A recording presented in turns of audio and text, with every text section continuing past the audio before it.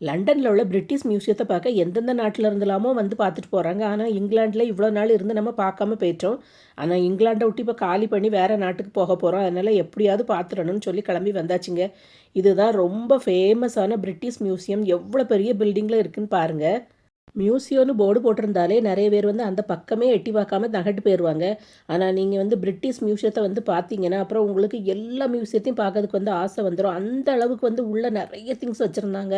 நிறைய நாட்டிலேருந்து இங்கிலாண்டுக்கு வந்து யூனிக்கான திங்ஸ்லாம் கிஃப்டாக கொடுத்துருக்காங்க. அவங்க வந்து ஒவ்வொரு கண்ட்ரிக்கும் தனித்தனி செக்ஷன் பிரித்து வச்சு அந்தந்த நாட்டு பேரை போட்டு அந்த திங்ஸ்லாம் வச்சுருந்தாங்க.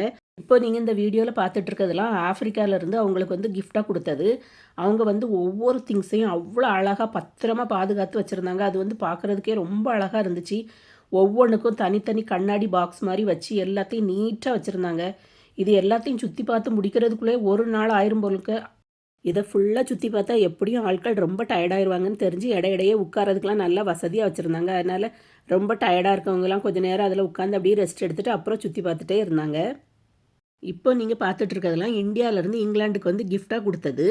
அவங்க வந்து அந்த காலத்தில் சமையலுக்கு யூஸ் பண்ண மண் பாத்திரங்கள் அப்புறம் கல் வச்சு பண்ணின ஆயுதங்கள் எல்லாத்தையும் அழகாக ஒரு பீரோவில் வந்து வச்சுருந்தாங்க. நெக்ஸ்ட் வந்து நம்ம பார்க்க போகிறது சைனாக்குள்ளது. சைனாக்குள்ளே செராமிக் பார்ட்ஸ் வந்து ரொம்ப ஃபேமஸாக கலர் கலராக நல்ல வேலைப்பாடோடி பார்க்குறதுக்கே ரொம்ப அழகாக இருந்து அழகழகாக செல்ஃபில் வந்து அடுக்கி வச்சுருந்தாங்க. எனக்கு வந்து செராமிக் பாத்திரம்னா ரொம்ப பிடிக்கும். அதுவும் சைனாவில் உள்ளது வந்து கலர் கலராக வேலைப்பாடோடி அந்த இடத்த விட்டே நகல முடியாத அளவுக்கு அவ்வளோ அழகாக இருந்துச்சு. கொஞ்ச நேரம் வாயை பிளந்து அப்படியே வேடிக்கை பார்த்துட்டு அப்புறம் தான் நான் நகண்டு வந்தேன். பிரிட்டிஷ் மியூசியத்தில் உள்ள எல்லாத்தையும் காட்டினா வீடியோ வந்து அரை மணி நேரத்துக்கு மேலே ஆயிரும். நான் வந்து உங்களுக்கு கொஞ்சம் திங்ஸ் தான் காட்டியிருக்கேன். வெவ்வேறு நாட்டிலேருந்து நிறைய டூரிஸ்ட் வந்திருந்தாங்களோ அவங்க எல்லோரும் அடுத்த நாட்டு செக்ஷனில் போய் இருந்து வாயை பிளந்து பார்த்துட்டு இருந்தாங்க. எல்லாருக்கும் வேறு நாட்டில் உள்ளது எல்லாம் வித்தியாசமாக இருக்கும்ல, அதனால அவங்க வந்து ஆச்சரியமாக பார்த்துட்டு இருந்தாங்க. இந்த பிரிட்டிஷ் மியூசியத்துக்கு வந்து டெய்லி எக்கச்சக்கமான டூரிஸ்ட் வந்து வருவாங்க. அடுத்து வரப்போகிற செக்ஷன் வந்து எனக்கு ரொம்ப பிடிச்சதுங்க. தங்கத்தில் பண்ண ஐட்டம்ஸ்லாம் வச்சுருக்காங்கன்னு போட்டிருந்தாங்க. நகை கடைக்கு போனால் நம்ம நகை வாங்குகிறோமோ இல்லையோ அதை வந்து வேடிக்கை பார்க்குறது எனக்கு ரொம்ப பிடிக்கும். உங்களுக்கு பிடிக்குமான்னு கமெண்ட்டில் சொல்லுங்கள். அந்த காலத்தில் வந்து ராஜா ராணிலாம் யூஸ் பண்ண திங்ஸ் எல்லாம் வச்சுருந்தாங்க.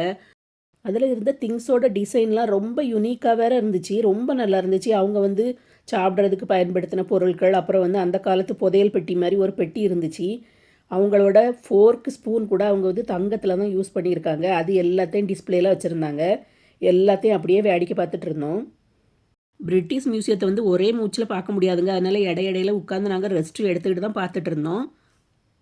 வித்தியாசமான ஷேப்பில் உள்ள கிளாக்லாம் ஒரு கலெக்ஷன்ஸ் மாதிரி வச்சுருந்தாங்க. அங்கே வந்து உள்ளேயே ஒரு குட்டி கடை மாதிரியும் வச்சுருந்தாங்க. நம்ம வந்து பிரிட்டிஷ் மியூசியத்தை சுற்றி பார்க்க வந்ததுக்கு ஞாபகார்த்தமாக ஏதாவது சொவினியர்லாம் வாங்கினா அந்த கடையில் வந்து வாங்கிடலாம். நிறைய புக்ஸும் வச்சுருந்தாங்க. பார்க்குறதுக்கே சூப்பராக இருந்துச்சு. அங்கேருந்து வெளியே வந்தால் ஒரு பெரிய லைப்ரரி இருந்துச்சு. இது வந்து அந்த காலத்தில் யூஸ் பண்ணிகிட்டு இருந்தாங்களாம். சரி உள்ளே போய் எப்படி தான் இருக்குதுன்னு பார்க்கலான்னு போனால் உள்ளே நுழைஞ்சோடனே அம்மாடியோங்கிற மாதிரி அவ்வளோ புக்ஸ் வந்து அடுக்கி வச்சுருந்தாங்கங்க. அந்த காலத்தில் வந்து நிறைய பெரிய பெரிய லீடர்ஸ்லாம் வந்து இதில் வந்து புக்கெலாம் படிக்கிறதுக்காக வருவாங்களாம். எந்தெந்த நாட்டில் உள்ள லீடர்ஸ்லாம் படிக்க வந்திருக்காங்கங்கிறத அவங்க ஃபோட்டோஸ்லாம் போட்டு வச்சுருந்தாங்க. மகாத்மா காந்திலாம் அங்கே வந்து படிக்கிறதுக்காக வந்திருக்காங்களாம். அவங்க ஃபோட்டோஸ்லாம் போட்டு வச்சுருந்தாங்க. அவங்க வந்து உட்காந்து படிக்கிறதுக்கு இப்படி தான் டேபிள்ஸ்லாம் போட்டிருந்தாங்க. அந்த காலத்துலேருந்து டிஸ்பிளேக்கு வச்சுருந்தாங்க. எல்லாத்தையும் வேடிக்கை பார்த்துட்டு அடுத்த செக்ஷனுக்கு வந்து வந்தாச்சு. அந்த காலத்தில் வந்து ஆட்கள் இறந்தால் அவங்கள அடக்கம் பண்ணதுக்கு இந்த பாக்ஸுக்குள்ளே வச்சு தான் அடக்கம் பண்ணுவாங்களாம். இந்த செக்ஷனில் வந்து ஃபுல்லாக பெரிய பெரிய கல்லில் பண்ண சிலை வந்து வச்சுருந்தாங்க. எல்லாம் பிரம்மாண்டமாக இருந்துச்சு பார்க்குறதுக்கே.